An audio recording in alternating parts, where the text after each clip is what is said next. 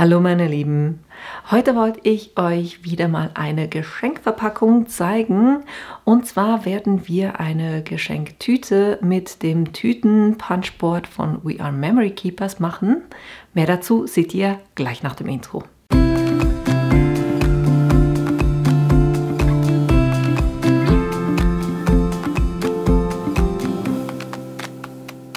Für die heutige Box verwenden wir eben dieses Tüten-Punchboard und ich finde das wirklich super, um schnell einfach mal eine Box zu machen. Ihr habt ein Falzbein mit dabei, ihr habt die Maßangaben hier drauf und ich werde eine S-Box machen, weil ihr habt S, M und L Größen. Und das ist von We Are Memory Keepers, den Link mache ich euch unten rein. Ich habe hier ein weißes 200 Gramm Papier, mit dem ich arbeiten werde. Das ist 25,4 in der Länge, nämlich das, was für die S-Box angegeben ist. Machen wir es hier, 25,4. Und in der Breite ist es 18,5. Als allererstes mache ich das jeweils so, dass hier oben haben wir eine Linie, die wir durch die ganze Box ziehen müssen. Deshalb lege ich das Blatt hier einfach oben an, ne, dass das wirklich schon hier oben liegt. Und da ziehe ich jetzt diese Falzlinie einfach durch die ganze Linie durch. Immer aufpassen, dass ihr hier nicht beim Ende der Box rausrutscht, sonst macht ihr das Papier kaputt, ne?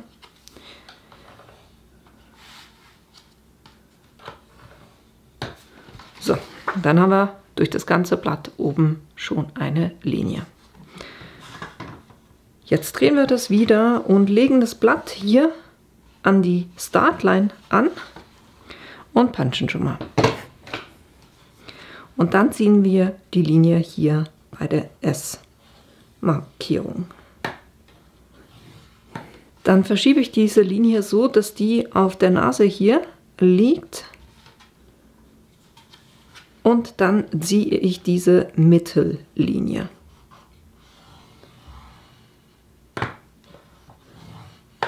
Plus hier hat es auch noch eine Linie. Und hier um dieses Dreieck herum. Das ist das. Und hier müssen wir auch wieder punchen. Dann verschieben wir das wieder, so dass die letzte Linie wieder auf dieser Nase liegt. Und jetzt ziehen wir wieder bei der S-Markierung eine Linie.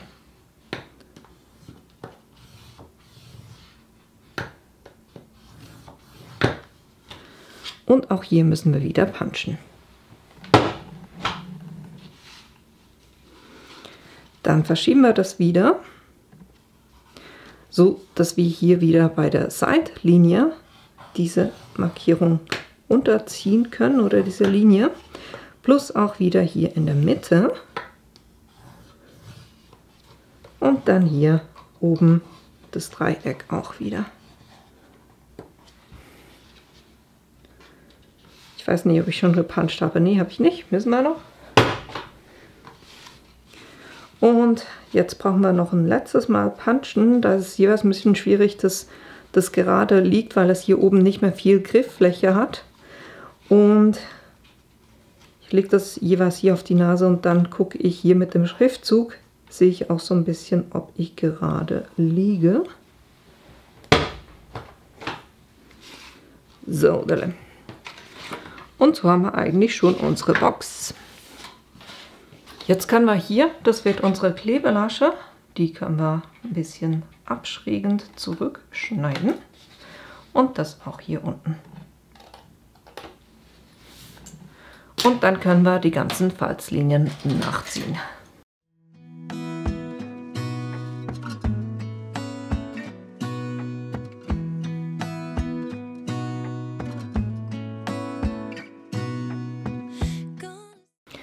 Und bevor ich die jetzt zusammenklebe, will ich noch gucken, wie groß die Mattung sein wird, weil ich für diese beiden großen Stücke, die will ich matten. Ich mache meine Mattung immer einen halben Zentimeter kleiner als die jeweilige Fläche ist. Wir sind hier bei der Fläche auf eine 6, jetzt müsste man noch was sehen, ne? 6,7, also machen wir eine 6,2. Und in der Höhe 15,1, dann sind es 14,6, ne? Das heißt, die beiden Stücke schneide ich noch kurz zurecht.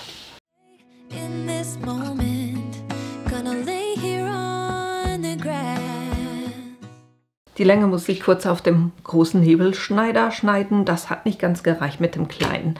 Jetzt will ich das nicht einfach so lassen, sondern ich will das noch kurz prägen. Dafür nehme ich meine Big Shot. Dann brauche ich die Platte zum Prägen. Diese hier. Dann habe ich so einen Folder mit einem Schneeregen. Und da kann ich das ganz einfach reinmachen.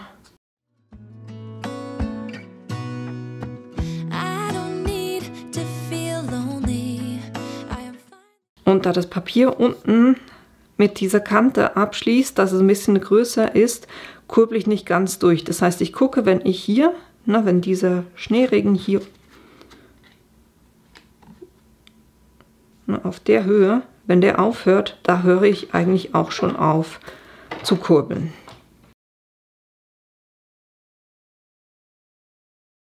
Und somit sehe ich unten auch keine Kante. Dann, um das noch ein bisschen schöner zu machen, mag ich es, wenn die Kanten abgerundet sind. Dann nehme ich hier die 4 mm Stanze.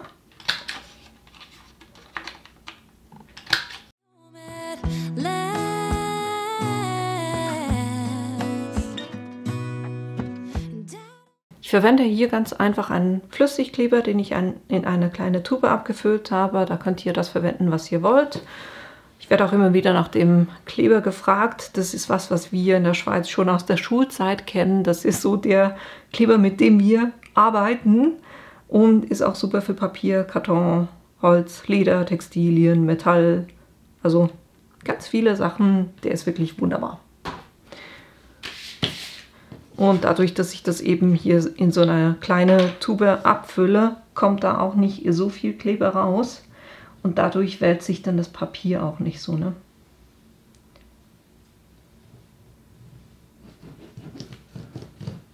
Das heißt, ich arbeite hier gar nicht mit so viel Kleber.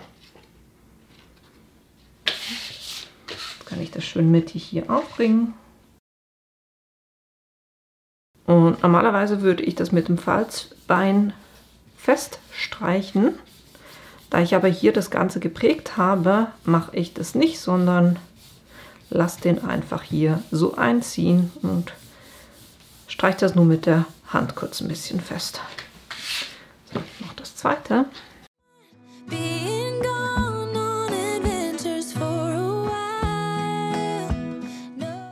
Was ich noch nicht gemacht habe, sind die Löcher, weil damit könnt ihr auch Löcher stanzen. Und zwar legt ihr das einmal so an, dass ihr hier, also ihr seht, hier auf dem Board ist es quasi angezeichnet, ne? Das heißt, ich lege das einmal so hin, ne? Das ist die Kante, die keine Lasche hat, und stanze hier. Braucht jetzt ein bisschen mehr Schmackes. Dann schiebe ich das so, dass die Nase hier auf dieser ersten Linie liegt. Stanze. Dann hier auf der Linie neben der Mattung. Stanzen. Dann hier wieder auch neben der Mattung. Das heißt, ihr stanzt eigentlich alle bis auf diese Mittellinie. Und hier am Schluss auch nochmal.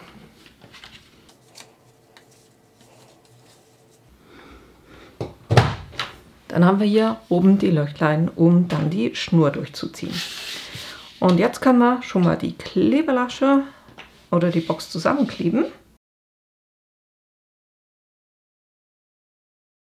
Es geht eigentlich am einfachsten, wenn ihr das einfach reinlegt und von der anderen Seite das zuklappt.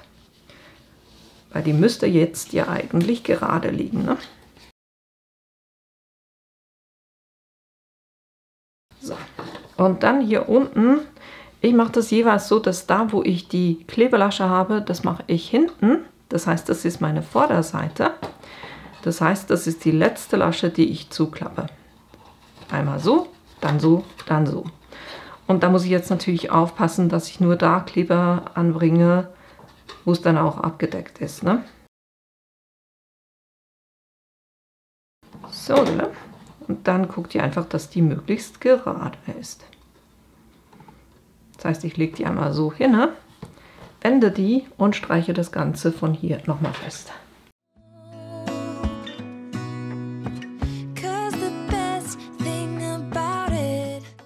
Dann haben wir eigentlich schon die blanke Box. Jetzt will ich hier noch was drauf haben. Und zwar habe ich hier ganz einfach solche kleine Gnome von Design Bundles heruntergeladen. Das ist eigentlich eine Vorlage für die Sublimation.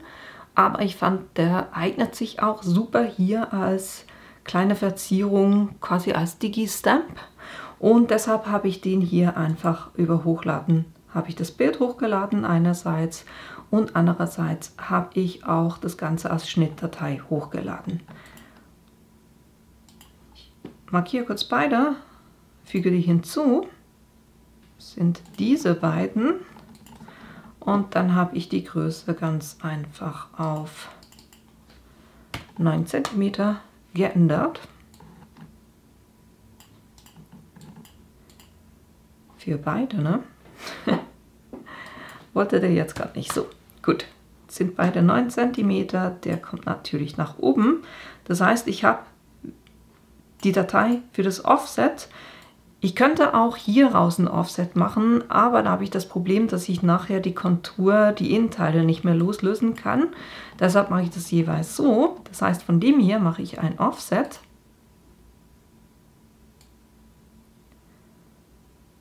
Ist nicht ganz so groß. Machen wir es so. Das Offset soll weiß sein. Und wenn ihr euch das jetzt anguckt, habe ich hier überall so Leerstellen, ne? Und die will ich eben nicht haben. Und da kann ich auf Kontur gehen und bis auf den Kreis eigentlich alles kurz ausblenden, deaktivieren, wie auch immer man das nennt.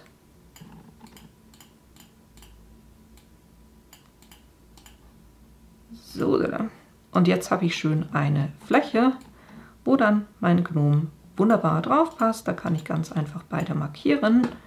Dann sage ich, machen wir es, ausrichten, sind nicht unten, sondern zentrieren.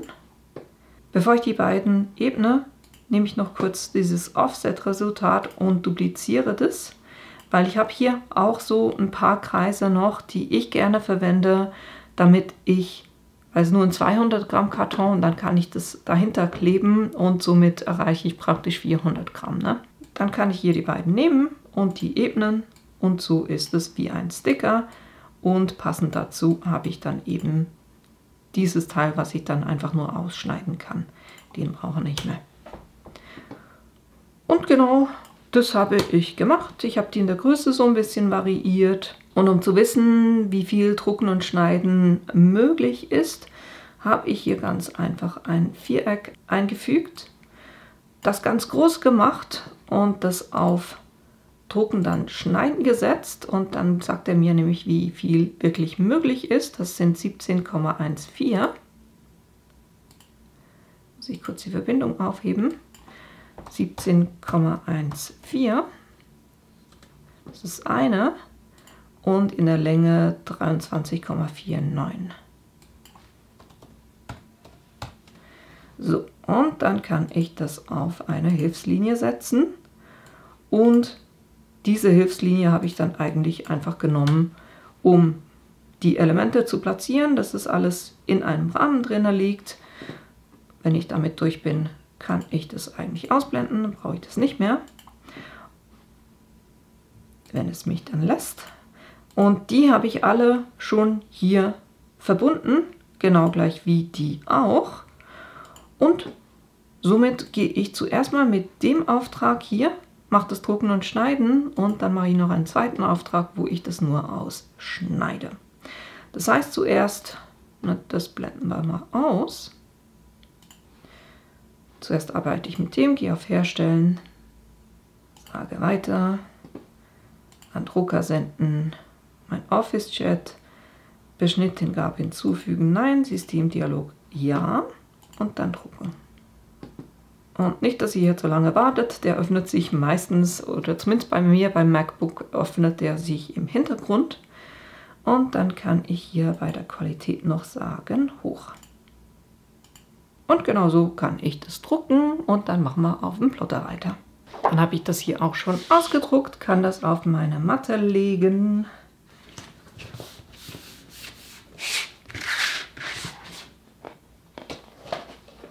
Das einziehen lassen. Dann habe ich bei mir den Medium Cardstock ausgewählt mit 216. Das ist ein 200 Gramm Papier, das funktioniert bei mir eigentlich am besten. Und dann kann ich schon sagen, loslegen. Dann scannt er die ganze Passmarke ab. Und wenn er das gemacht hat, dann fängt er ganz einfach an zu schneiden.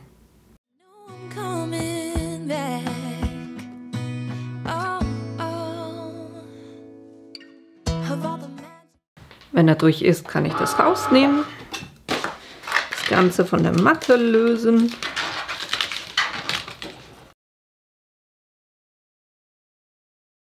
Ihr seht, das hat es wunderbar geschnitten.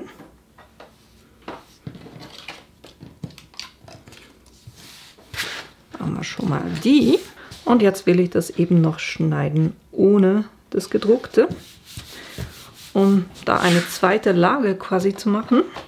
Das heißt, diesmal habe ich einfach die Gnome ausgeblendet und nur diese weißen Teile eingeblendet und die zum Plotten übergeben.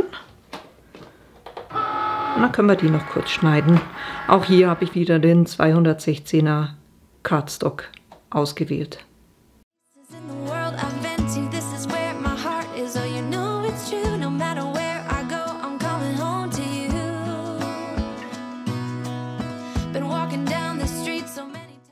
Und wenn er fertig ist, können wir das rausnehmen. Jetzt muss ich hier kurz ein bisschen anders lösen, weil die haben nicht alle die gleiche Größe und nicht die richtige oder die gleiche Orientierung. Von dem her mache ich es so, dass ich immer eins nach dem anderen löse. Ich weiß, das war so von der Orientierung her. Von dem her kann ich das hier nehmen. Genau. Dann weiß ich auch, wo der drauf passt, ne? So. Und ich mache das kurz so, dass ich alle zusammenklebe, dann habe ich die dann auch schon aufbereitet und muss nicht jedes Mal suchen, wo das genau passt.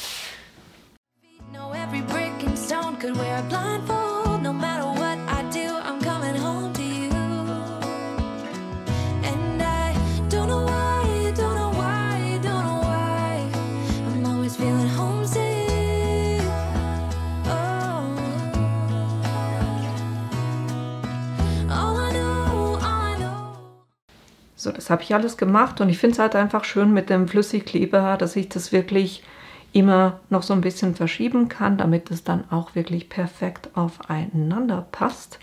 Und jetzt habe ich eben schön stabile Elemente, die ich jetzt auf Geschenkboxen kleben kann. Und sowas könnt ihr natürlich auch machen, wenn ihr keinen Plotter habt. Ihr könnt ja mit Digi-Stamps die einfach ausdrucken und dann zum Beispiel mit runden Stanzen ausstanzen. Das geht ja auch, ne? So, jetzt gucken wir mal, was da drauf passt. Der ist definitiv zu groß. Ist auch ein bisschen zu groß. Nehmen wir da einen von diesen. Ja, der passt perfekt. Und den Rest kann ich für andere Projekte verwenden. Ich mache das einfach immer so, dass ich möglichst viele Elemente auf ein A4-Blatt bringe und dann die beiseite lege und für was anderes verwende.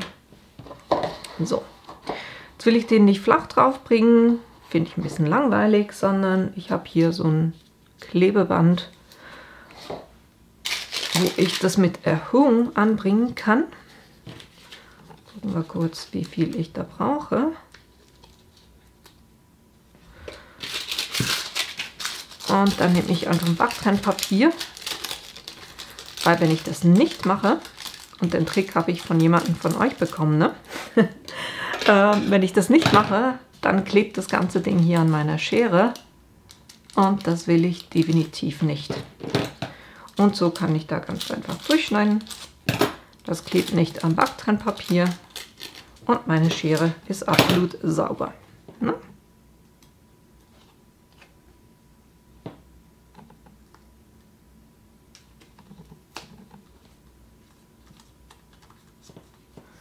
Und so kann ich eben wunderbar noch eine Dimension schaffen, damit es nicht flach auf der Box drauf liegt.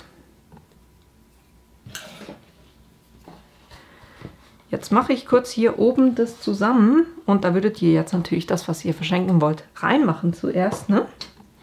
Ich nehme da kurz eine Klammer zur Hilfe, um das hier oben festzumachen. Dann nehme ich mein Geschenkband,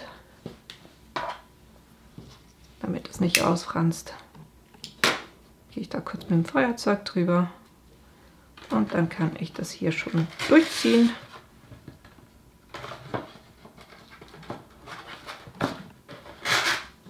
Noch ein bisschen mehr. Ich mache das einfach immer so, damit ich nicht Band abschneide, was ich dann nicht brauche, weil es zu groß ist, sondern so kann ich das wunderbar in der perfekten Größe schneiden. Dann gucke ich natürlich, dass es hinten schön gerade liegt.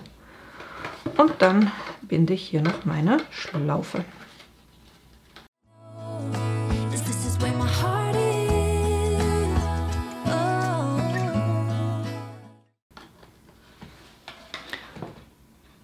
So, das sieht, glaube ich, einigermaßen aus. Dann kann ich die Klammer lösen, weil jetzt wird ja das Ganze durch das Band zusammengehalten. Ne? Und jetzt können wir noch hier den kleinen Wichtel drauf machen.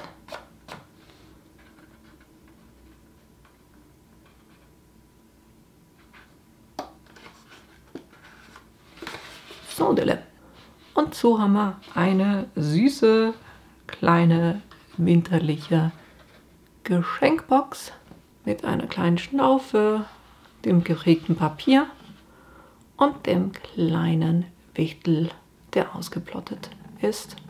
Und auf der Rückseite dann auch das geprägte Papier. Ne? Und die könnt ihr natürlich eben in der Größe anpassen. Ich habe jetzt hier die Größe S gewählt auf dem Punchboard, um euch das zu zeigen. Und das war eigentlich auch schon alles für heute, was ich euch zeigen wollte, nämlich wie ihr so eine Geschenkbox mit dem Tüten-Punchboard machen könnt. Ich hoffe, euch hat die Idee gefallen, dass ihr Lust habt, das selber auch nachzubasteln und dass ich euch in einem meiner nächsten Videos wiedersehe.